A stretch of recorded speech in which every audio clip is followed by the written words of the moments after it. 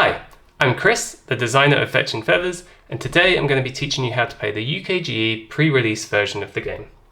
So what is the objective of the game? In Fetching Feathers, you're trying to attract fancy flocks to seasonal sanctuaries to score as many points as you can.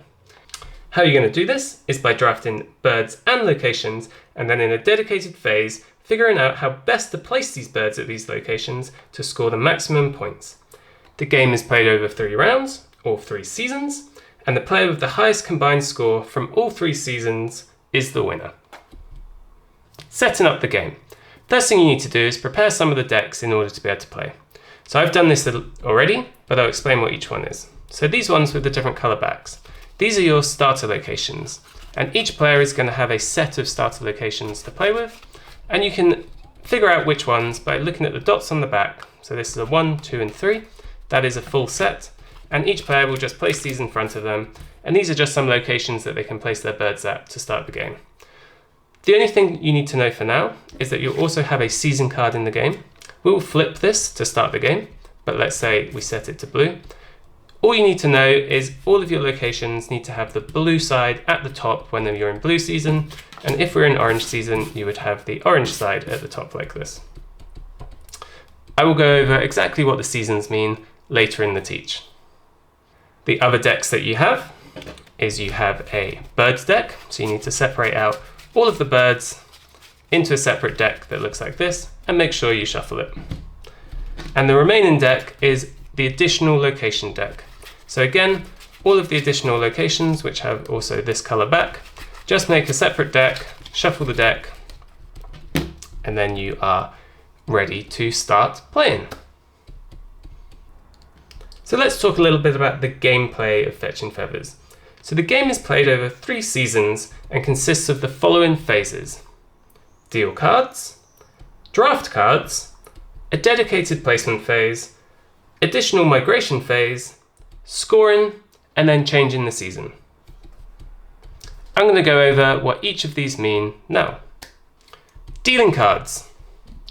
As discussed earlier, we will have a bird deck, and we have a location deck. Each player will have a starting hand made up of a number of birds and a number of locations. The exact number you can look in the rule sheet, or you can see the table on screen now. But an example hand may end up looking something like this and like this. It'll be a little bit larger, but each player will have a number of locations in their hand and a number of birds in their hand. You're now ready to draft. The drafting phase. Drafting phase is very simple. Each player is going to choose a card that they would like to keep. They're going to place that face down in front of them. Once every player has chosen a card, all players flip that card face up, and then the remaining cards are going to be passed to the player specified by the direction on the season card. So in this case, I'm going to pass to my left, and I'm going to receive a deck from the player to my right. Keep doing this until you have a number of cards in front of you and there are no cards left in hand. You'll then move to the dedicated placement phase. Once we finish the draft phase, we now have the dedicated placement phase. This is where each player is going to try to place birds at locations to score as many points as possible. First thing you want to do is figure out, how do I place a bird at a location? As you can see from this hummingbird, the hummingbird has a resource requirement in the top left-hand corner, and in this case it's a plant. Each location card, depending on the season, has a different food available at the location. So the food available in the orange season, which is the active season now, is 1 plant. The food available in the blue season is 1 plant and 1 fish. So in this case here, we have the 1 plant available, and therefore we can place a hummingbird at the location like this. Each location has space for 2 flocks of birds. You can place a flock this size, and you can place a flock that side. What do I mean by a flock? So you'll be drafting maybe some of the same birds. So in this case, I have another hummingbird.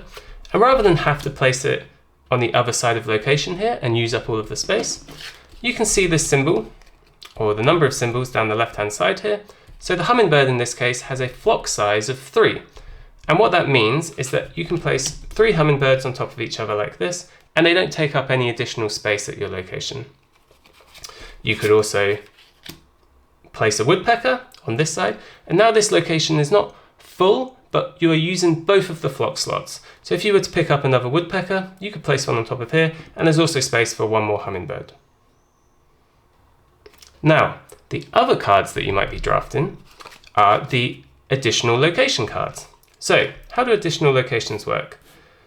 You can play an additional location as a new location. So you can place it down like this, and you now have 2 new flock slots available on either side of the card. So you could move the woodpecker down here, you could move the hummingbird down here, or you could have it like this and have some empty slots available. The other way that you can use a new location card is you can use it as an upgrade. What you can do is you can tuck it underneath like this, and you now have 2 plant resource available. Now, when a bird has a single resource requirement, it only needs 1 available. The food doesn't get used up. So even when we're in this situation here, this is okay, the food doesn't get used, all of the birds are happy. So you may be questioning, why do I need to add an additional plant here? Well, this is where the more powerful birds come in. The ostrich, for example. You can see from the ostrich has 2 plant resource requirement. The only way to be able to place an ostrich is if you have an upgraded location. So now, because there are 2 plants available, you can place the ostrich here, and you're going to score you're going to score 5 points, not an additional 5 points. I will go over the scoring later, but for now, all you need to know is the double resource birds are more harder to place. They require you to upgrade your locations, but they will score more points. One thing to point out is during the draft, you may find it easier to start placing birds at locations as you're drafting. That is totally fine. Birds can move between locations pretty much at any time. You're only locked into your bird positioning just before we go to scoring. So at the end of the dedicated placement phase, all of the players should have a number of birds at locations in front of them that they're happy with and they think they're going to score them good points. What may happen though is they may have a couple of birds that they cannot place. What happens now is the additional migration step. Just before scoring, every player keeps those birds that they can't place in their hands, and then once everyone is ready, you will pass those birds that you can't place in the direction specified by the season card once. And what I mean by that is I would pass it to the player to my left. If they can place this bird without moving any locations or without moving any flocks around, they will then get to score that bird for that round. However, if they can't place it, it's going to be discarded at no additional punishment. It doesn't go around the whole players, it only gets moved once and then gets discarded if that player can't keep it. Now we have done all of the additional migration and everyone is happy with the birds that they have in front of them, this is when we move to scoring. So each of the birds in Fetching Feathers has a base score specified by the number of feathers in the top right hand corner. So in this case the hummingbird has 2 and the ostrich has 5. Sometimes birds have a bonus ability on the bottom of the card that allows them to score additional feathers. So the base score for this would be 2 plus 2 plus 5, so 9 points. However, the ostrich in this case, the bonus means if there is meat available, each ostrich would score 2 additional feathers. And what do I mean by that? So let's say, for example, I had an additional upgrade location card and I tuck it underneath here. You can now see the food available are the 2 mandatory requirements for the ostrich, these leaves, but there is also a meat resource available as well.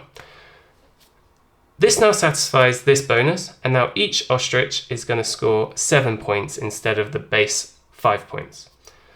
There are a number of different bonuses in the game. For example, the hummingbird, if you manage to keep the hummingbird at the same location as a puffin, each hummingbird would score an additional 2 feathers.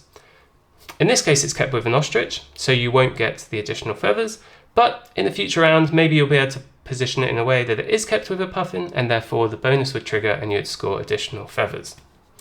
I won't go over all of the bonuses in the game, but have a look in the rulebook. Each of them will be explained as to what they do. Some of them are based on what season we're in, some of them are based on being with other birds, and some of them even have a full flock bonus. So if you manage to have all of the birds and fill the flock size, then you'll score additional feathers. Once everyone has scored all of their locations and all of their birds in front of them, jot this down on a piece of paper, and that will be that player's score for that round. Once scoring is complete, we are now ready to change season. So, one thing I haven't explained is the season card. So in each game of Fetch and Feathers, we're going to play 3 seasons, and the seasons are an orange season and a blue season. And at the end of a round, we flip the season card over to change the season. So we've started this game on orange, therefore the end of the round we'll now switch it to blue. In the third round we'd switch it back to orange again, and then the game would end. But let's say we switched it to blue for the second round. What that means is that all of the locations are now in a different season, and you need to rotate them all to match the colour of the season card.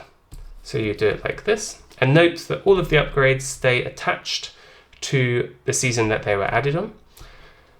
This changes the resources available at the location. So for example, there is now only 1 plant and 1 fish available. So the hummingbird is still happy, it still has its 1 feather, one plant available, but the ostrich no longer has 2 plants available. What this means is you're going to have to start migrating birds to different locations. So you're going to want to pick up the ostrich, and you're going to, maybe you have a different location that has 2 plants available in blue season, and you could move the ostrich there. You could take some of those birds out, put them in here.